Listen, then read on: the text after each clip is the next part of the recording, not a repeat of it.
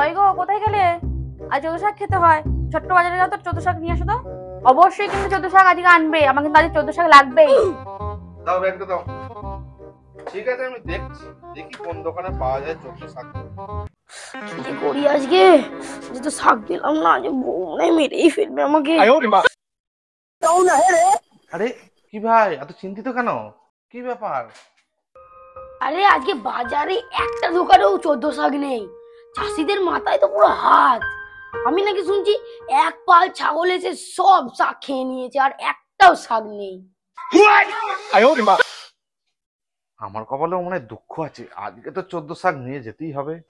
না নিয়ে গেলে তো বউয়ের হাতে আজকে রক্ষা নেই। দেখি কি করা যায়। কি গো, চোদ্দ শাক পেলে? চোদ্দ শাক? পেয়েছি। দারুণ জিনিস, মটন মটন মটন এনেছি, ধরো। মটন? মটন নিয়ে কি হবে? আমি তো চোদ্দ শাক আনতে বলেছি।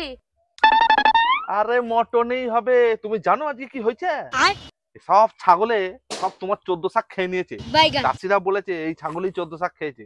আর এর পেটে যেহেতু চোদ্দ শাক চলে গেছিল, তাই জন্য ওকেই সালাম কেটে নিয়ে এসেছি। আজকে চোদ্দ শাক আর মটন মটন রান্না করলে চোদ্দ শাকই রান্না হবে। খাড়ো রান্না।